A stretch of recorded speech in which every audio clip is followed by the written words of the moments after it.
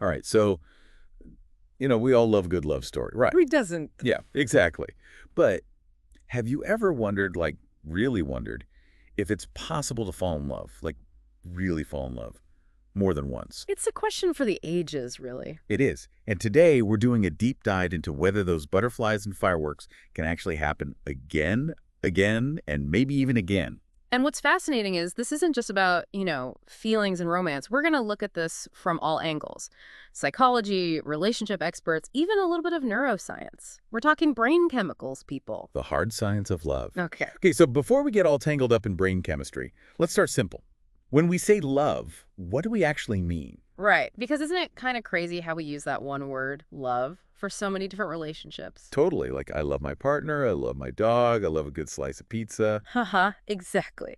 But those are obviously not all the same kind of love. And I think that's a really important distinction when we're talking about whether we can fall in love multiple times. Okay, so then how do we define love? Because if it's not just one thing, how do we even know it when we feel it? Well, think of it like this, right? You wouldn't wear a swimsuit to a formal dinner, would you? Only if it's a really fancy swimsuit. I like the way you think. But seriously, different relationships have different dress codes, so to speak. They fulfill different needs.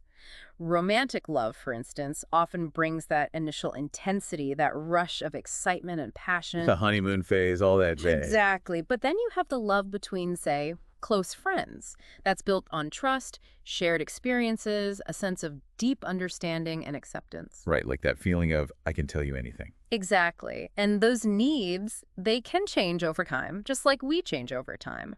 What we look for in a partner at 20 might not be the same as what we're drawn to at 40, for example. So are you saying it's not that those early loves weren't real love? It's more that they were meeting different needs at a different point in our lives. That's a really insightful way to put it. It's like you can look back at old pictures of yourself and think, wow, my style was so different back then. But that doesn't mean you weren't really you back then. It was just a different stage, a different chapter. Yeah, I like that analogy. So how does that play into the whole falling in love thing? Mhm. Because, like, we all know love can fade, right? Right. Relationships end, sometimes hearts get broken. Right. And that's where the science gets super interesting. Hit me with it. So, you know that initial rush of falling in love, butterflies in your stomach, can't stop thinking about them kind of stuff? No, tell me you haven't experienced that. Oh, I have, absolutely. And what's happening in our brains during those moments is really remarkable. We get flooded with hormones like dopamine and norepinephrine. Dopamine, that's the feel-good hormone. Exactly. And then norepinephrine that kicks our energy levels into overdrive, makes our hearts race. It's literally like a natural high. And this chemical cocktail is basically our brain's way of saying, hey, this person is important, pay attention. Fascinating. So, like, evolutionarily speaking, it makes sense that we're wired for this kind of intense attraction. But then, how does love last beyond that initial honeymoon phase? Well, as those initial hormone surges start to level out, that's where oxytocin comes in. Ah, oxytocin. Tell the people about the cuddle hormone. Exactly. Oxytocin is all about bonding, attachment, feeling close and connected. It gets released through physical touch, through intimate moments, and it helps solidify that feeling of we're in this together. So it's less about the fireworks and more of that deep sense of connection and trust. Precisely. And here's the really cool part. Those same brain chemicals, they're not limited to just one relationship in our lifetime. Wait, really? So we can experience that crazy chemical love story more than once? That's what the research suggests. Our brains are wired for connection, and those connections can form at different points in our lives, with different people, under different circumstances. It's pretty amazing when you think about it. That's actually incredibly hopeful, isn't it? I think so. It means that even if a relationship ends, even if we experience heartbreak, our capacity for love doesn't just disappear. It's like our hearts don't come with a one love per customer limit. Exactly. And what's more, as we go through life, we're constantly evolving, we're learning, growing, changing.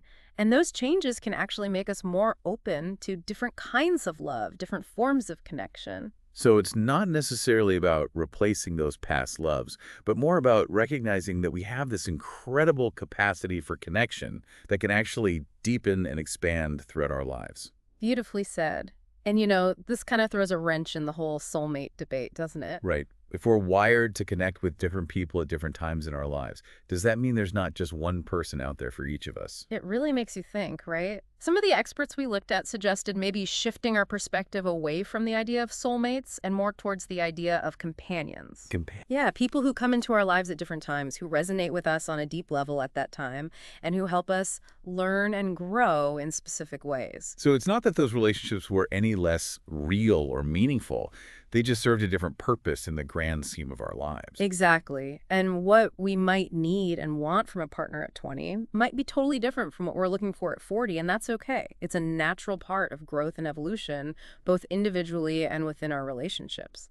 So where does this leave us? If our brains are basically wired to fall in love, if our hearts have this amazing capacity for connection that can actually expand over time, then what does that mean for us as we move through life and love? That's the million-dollar question, isn't it? It is. What are your thoughts? Well, I think the most important takeaway here is hope. No matter what your relationship history looks like, whether you've loved and lost, whether you're starting a new chapter, or whether you're perfectly content in your current relationship, know this. Your capacity for love, for deep, meaningful connection, is always there. It's part of who we are as humans. I love that. So as you move forward, pay attention to what your heart is telling you. What are you looking for in a connection? What needs do you have at this point in your life? And don't be afraid to let those love-fueled neurons do their thing. You never know what incredible connections are waiting to be made. Beautifully said. Yeah. And there you have it, folks. The science, the psychology, and the hopeful truth about love's amazing ability to surprise us, transform us, and maybe even lead us to that heart pounding can't live without them feeling more than once in a lifetime.